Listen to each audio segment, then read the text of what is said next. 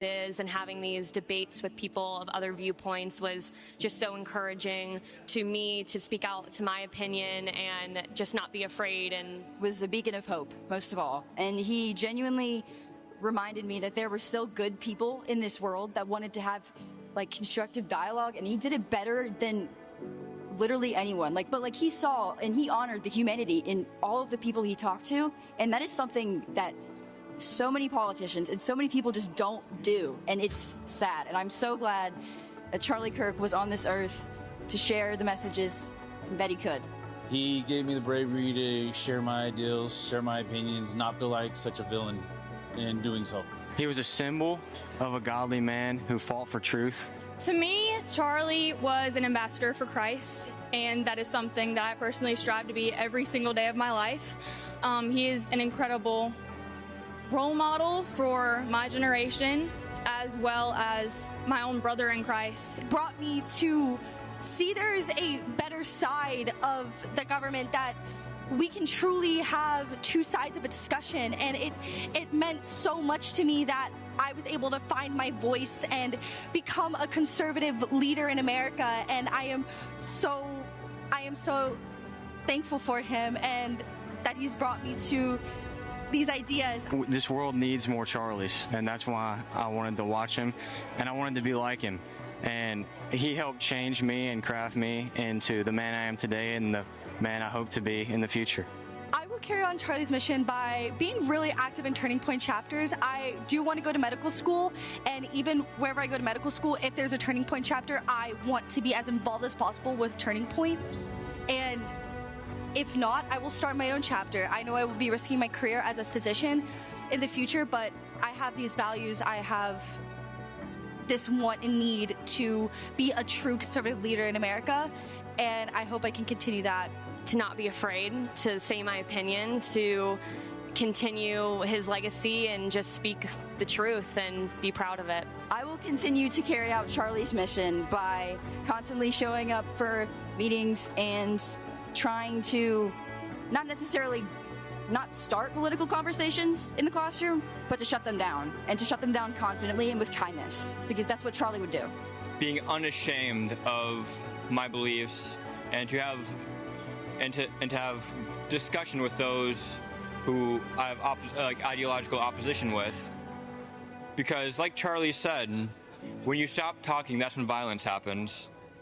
And so I personally believe that in the exact same thing.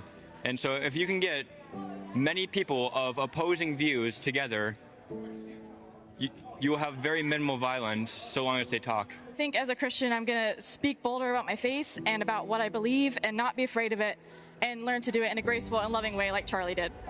I will continue to carry on his mission by not letting my voice be shut down. I will continue to try and inspire others, whether that's just in my own circle of friends or community, or even, at Utah State University. My whole life I was kind of raised with a lot of the values that Charlie Kirk spoke about, and so it was so nice to not feel alone in the world, with everything that Charlie preached and taught to everybody. I feel like I'll just continue out those missions, get married young, hopefully, have children, and continue to eat healthy and be a patriot and a Christian. I would carry on Charlie's mission by fighting every day for the truth, the only truth, and the truth of the gospel. The only truth that will last for eternity, and the truth that can change people's lives. What he did and what I'm going to strive to do for the rest of my life. I will carry on Charlie's mission by talking about politics and everything he stood for.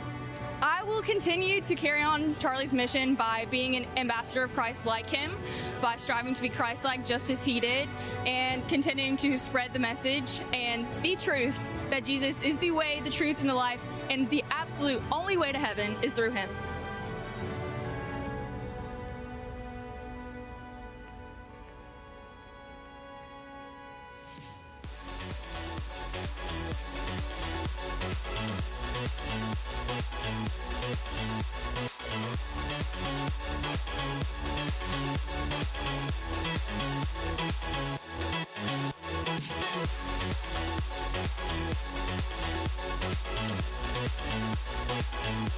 right back.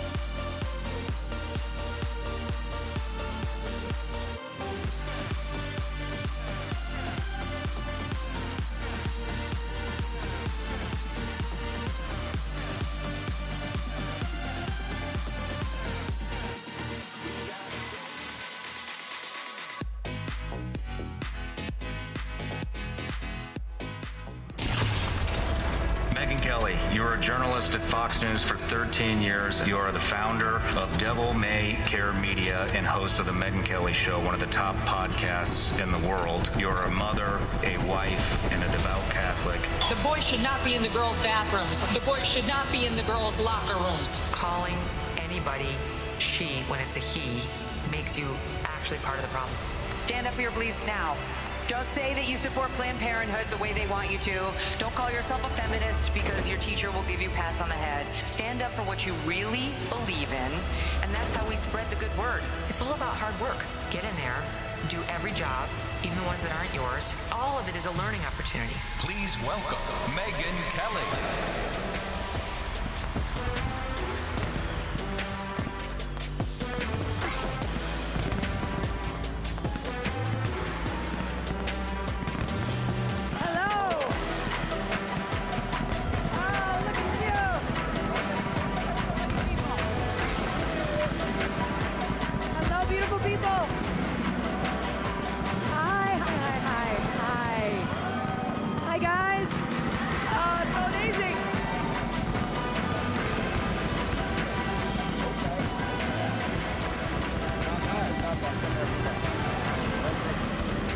So cool.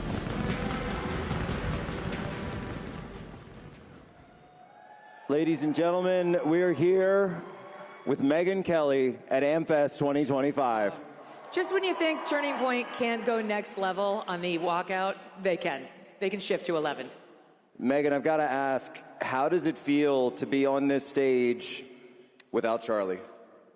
Oh, like you, Jack, I miss him so much. And this is how we would always do it, right? Because just for me, I prefer a Q&A. I just think it's more interesting than a speech. And we would sit at all of these things. And he was always so great, not to make you feel nervous, but he always knew exactly what question to ask. How to get you up and down in a story. He had a very good judgment for what was interesting to the audience too, and was always so generous with his time and his approach. So that, of course, I'm gonna miss, but I can't believe it's been 3 months. In some ways it feels like yesterday, and in some ways it feels like another lifetime that we've seen him, right?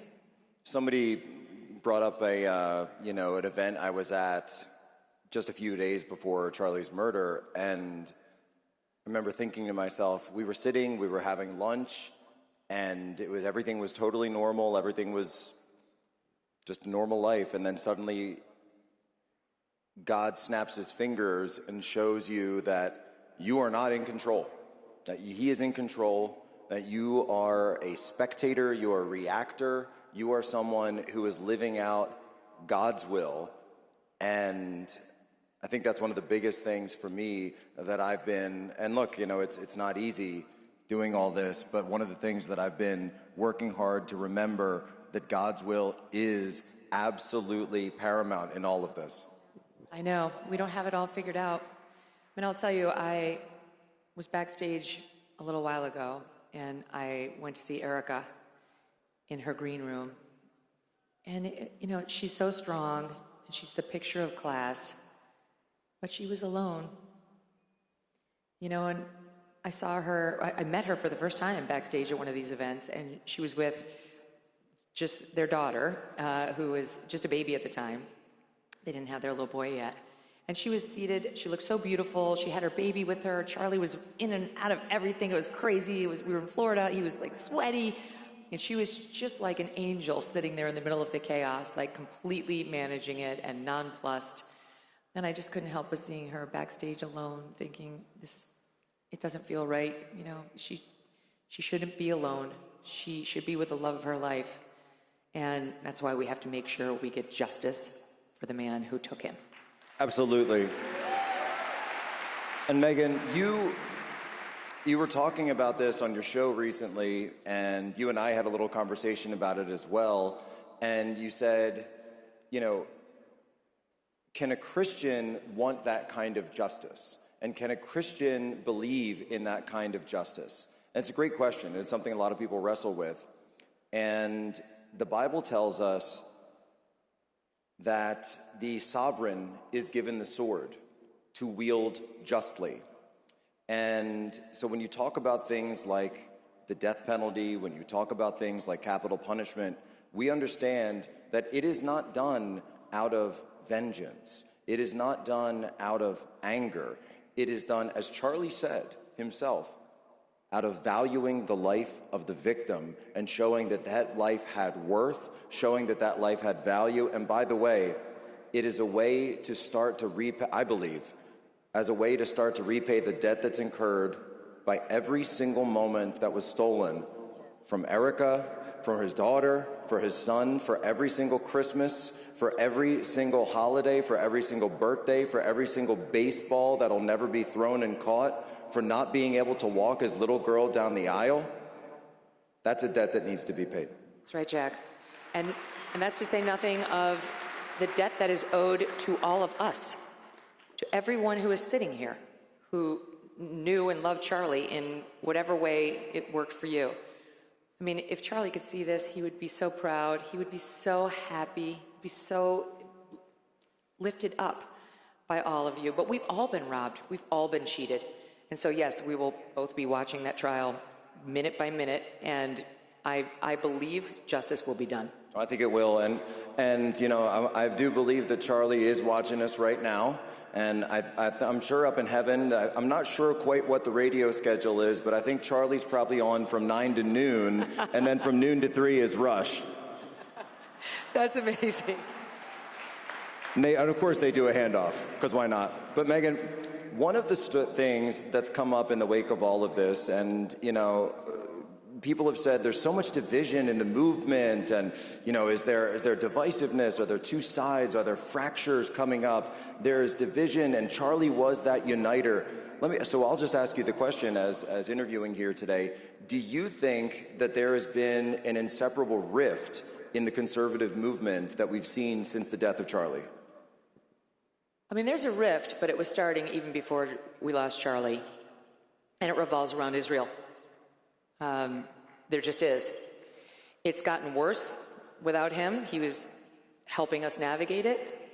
And this is another area in which I miss him so much, because I feel like Charlie and I were completely in lockstep on this.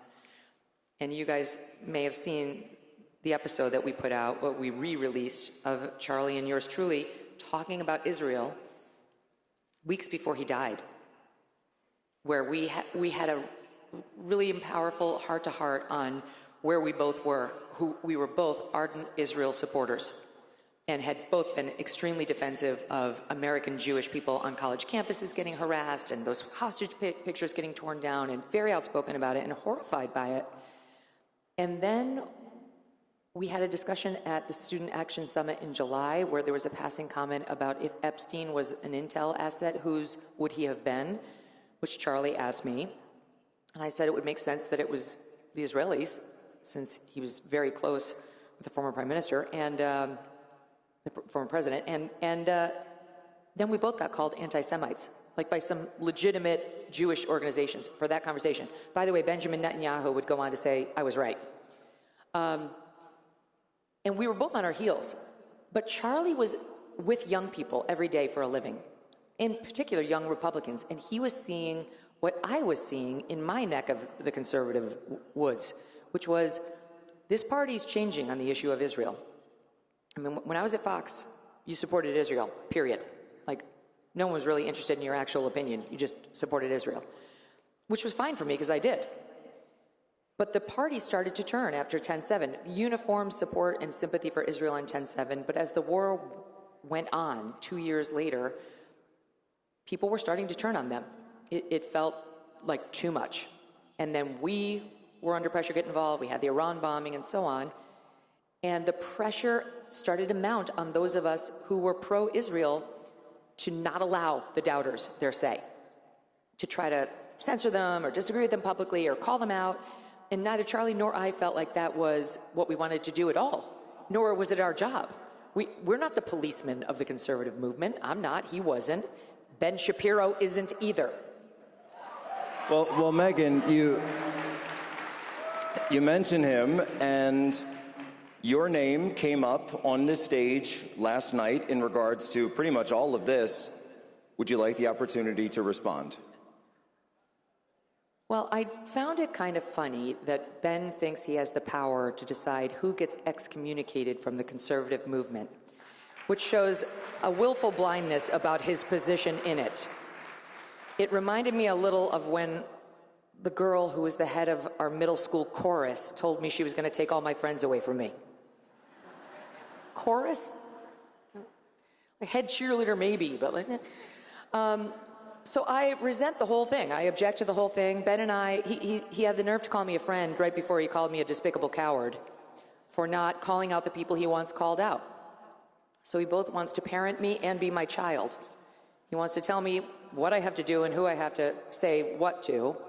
And then when I don't, he and some of his friends want to act like utter victims because I won't do what they say. They need me. I have to be their daddy and step in to protect them. And I am not their daddy. And I resent that he thinks he's in a position to decide who must say what to whom and when. Thank you. So I don't think we are friends anymore. I've been a very good friend to Ben. Nobody knew who the heck Ben Shapiro was when I started putting him on my shows on the Fox News channel. And I helped make him a star. And I've been very, very good to Ben over the years. And he's been good to me, too. He just recently came on my tour, as did you. And I gave him the most kind introduction I could possibly give him because I know that he's losing subscribers a lot. And so I tried to do something nice for him by giving him a long 10-minute intro and personally vouching for him. And we mixed it up on Israel out on stage. It wasn't Israel because we're on the same place on Israel. We mixed it up over whether Tucker Carlson should be excommunicated from the conservative movement, which I do not believe. And thank you. And when it was over, we hugged, said goodbye, and then we had a nice text exchange a couple days later saying our friendship was important to us. And the next thing I saw was him attacking me on stage last night as a coward. So that's not friendship, and I think that's fine with me, with friends like that. There was also some response where it seemed like that call was being co-signed by the new head of CBS News, Barry Weiss, and I wanted to know if you wanted to respond to that as well. So it's a similar situation with Barry. None of this is about them calling me out for anything I've said or haven't said, or it's certainly not about Erica Kirk, as Ben tried to make it sound last night. It's about Israel. Those two are very pro-ardent Israel activists, which is fine, but they don't get to dictate how the rest of us feel about Israel or what we do with respect to our friends and our friends' opinions on Israel. And I'll tell you, Barry Weiss wants to couch herself as Erica's protector, Erica's defender. She's retweeting the Ben speech, saying anybody who doesn't call out conspiracy theorists is a coward. Erica Kirk barely knows Bari Weiss. Bari doesn't know anything about Erica. Bari Weiss has never been to a Turning Point event. Do you guys remember her here? Standing up for what we believe in when Charlie was alive? I don't remember her standing up for our principles. I don't remember her defending Charlie the many times he was called a racist or an anti-Semite. I really don't remember that at all. What I do remember is she had Erica Kirk come on one town hall in which Bari Weiss tried to play both super important VIP executive and super fabulous star anchor at her new network CBS. Pro tip, Bari, that's no way to win friends at your new organization, to try to steal all the hosting abilities of the on-air talent. So good luck with that. And what she did when she had Erica there was to have the nerve to bring on the man who asked the final question of Charlie right before he got shot. Hunter Kozak. To put Erica in the position of having to defend whether Trump uses hateful rhetoric. The nerve. I'll just say I didn't appreciate when I saw that happened, and I don't think that ever should have happened. I don't think that question should have been asked. And I noticed that when Hunter Kozak did that, he immediately went to try to get Erica to denounce Trump, denounce his rhetoric. This is a man who was standing in front of Charlie, in front of her husband when he died, and he never once even said to her the basic human decency of saying, I'm sorry for your loss. He was sick, and that was a Bari Weiss move, because trust me, I've done town halls. You know who the questioners are, and you know what the questions are in advance in that setting. So she knew it was coming, and she thought it was appropriate to have Charlie's widow answer for Trump's violent rhetoric. I'm sorry, that's disrespectful, and I will not be taking any lessons from Bari Weiss in how to treat Erica or anyone else. All right. So, since we're spilling all the tea tonight... Tea I did not want spilled, for the record. I kept my powder dry until I was attacked publicly. Hey, they said I could interview you, so I'm asking all the questions here. We're turning the tables on Megyn Kelly for once. So, Megyn, you mentioned something on your show recently that I know a lot of people have been chatting about. There's been a lot of chatter about this. The sit-down, the peace summit heard around the world between Candace Owens and Erica Kirk. And you mentioned that you played a role in brokering this. Tell us the story, if you would. Well, Erica has asked me to tell the story and is fine with me telling the story, so I will. Otherwise, I would not have gotten into the details. But so from the beginning of Candace's programming on this, I've been in touch with Turning Point. And I know you have too. We've all talked about it behind the scenes. But I've had long conversations with everybody at the highest levels on how to handle this. And I think everybody was confused about what the next right move was, because it was so extraordinary. And I'm not going to get into the substance of those discussions, but suffice it to say that I think everyone felt the best course initially was to try to just rise above it and not respond in a tit-for-tat manner. And as it went on, it started to get more and more problematic for Turning Point, for Erica, and so on. And Erica called me and said, I want to do a sit-down with Candace, and I want you to moderate it. And I said, what? Say what? And I said, she said a word from you would silence her on this forever. Like, it doesn't have to be an oral word. It could be like a text or an email. Maybe that's the best way to see if we can put this to bed. But Erica really felt that they should sit down together face to face. And I've gotten to know Candace a little better over the past months, and I actually thought she might do it. Like, I wasn't sure, but I don't know. An invitation from Erica would be hard to resist. And she said, would you please come and facilitate it, really? Just like they were going to have the discussion, but Erica's thought, and Candace originally wanted to do this too, was for them to live stream this out that same Monday that the Turning Point guys were going to live stream their event. And of course, I'm like, oh, my mother of God, what am I getting myself into?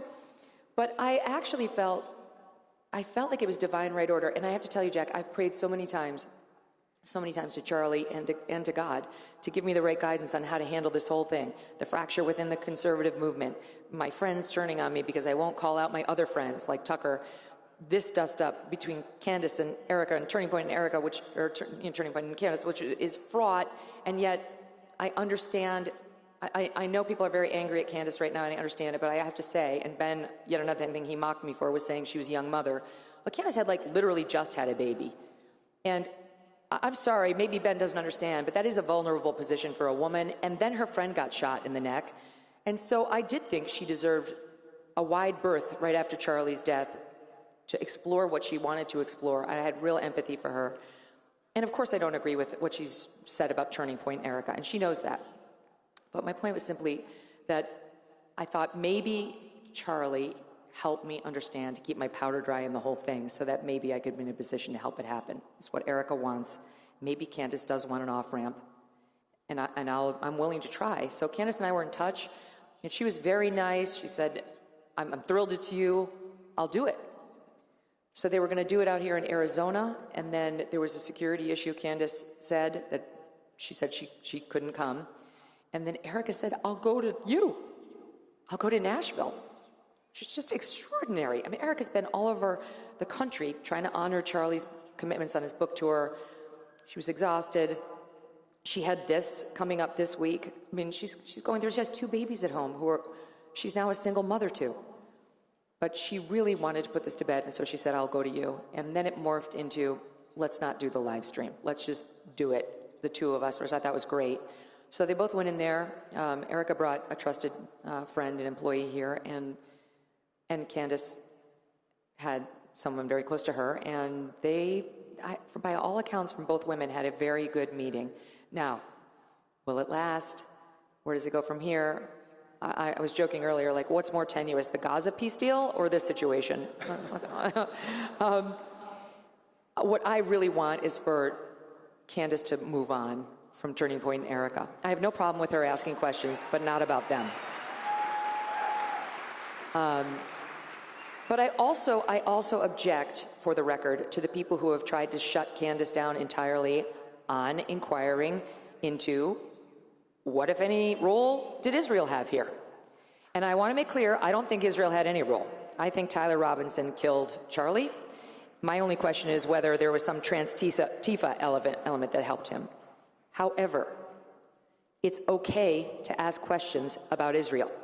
And it was Andrew Colvett, the executive producer of the Charlie Kirk Show, who sent those texts to the FBI of Charlie's, from that private message. It wasn't a text, it was private messages, like a group chat, in which he said the Jewish donors to Turning Point were driving him up the wall, and that he'd had it with them, and that they were making demands of him that he was not prepared to meet, and he was at his wit's end.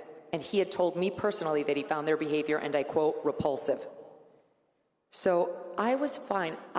Again, I don't think Israel had anything to do with it, but why did I have an obligation to stop Candace from asking those questions? I didn't, and I didn't call her out because I favored her asking them.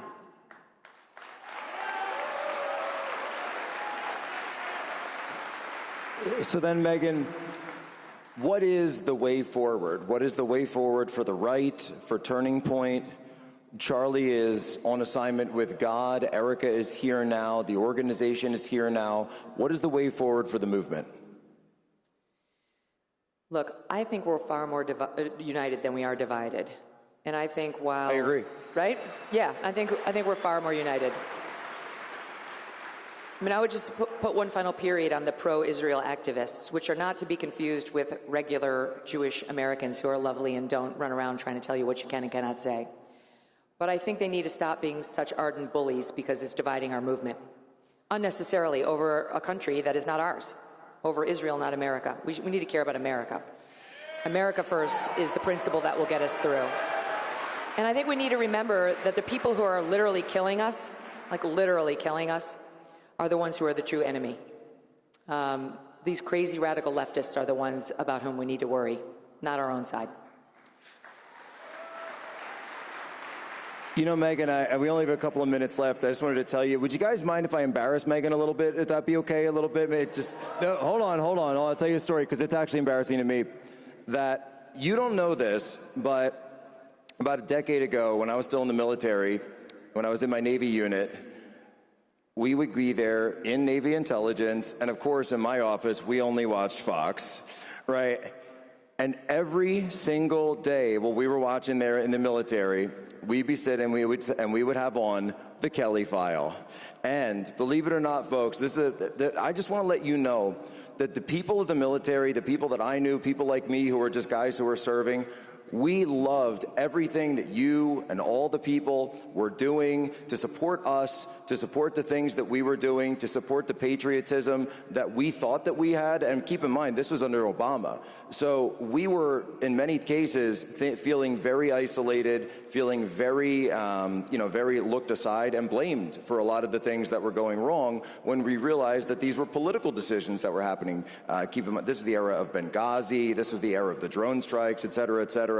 So I just wanted to say that I hope you know that there are so many people in the United States military, in United States law enforcement that would be out there watching you day in and day out, and there still are today. And we wanted to thank you for having our back.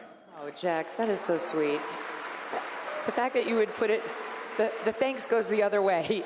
It does not go from the military all right, now to the embarrassing part. Okay, I'm gonna admit it. We used to kind of have like an office pool about Megyn, and keep in mind, this is a couple of guys in the military.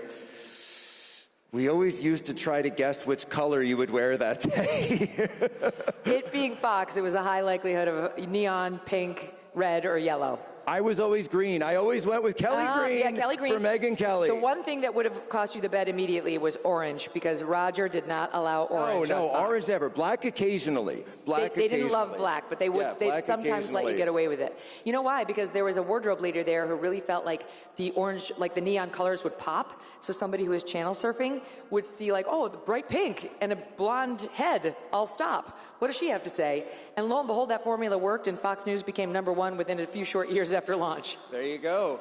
I've tried that myself, but I don't really have the same effect, Megyn. No, it's different in podcasting, but you have a voice for podcasting, Jack. One of many reasons why my dad says I have a voice for radio, too. Megyn, thank you so much for your leadership on this, for your guidance, for brokering peace in a situation like this, for stepping up and being a leader when you could have been divisive, when you could have taken sides, but I'll say it from my side and you as well. I'm not on America's side, I'm on America's side, I'm on Turning Point side, and I'm on Charlie's side. Right on. Same. Sign me up. Thank you all so much. Give it up for Megyn Kelly.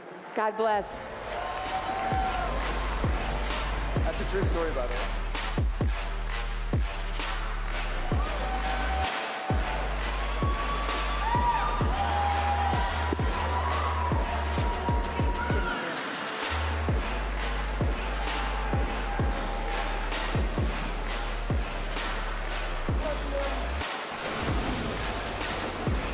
Well, say what you want about AmFest, but it's definitely not boring.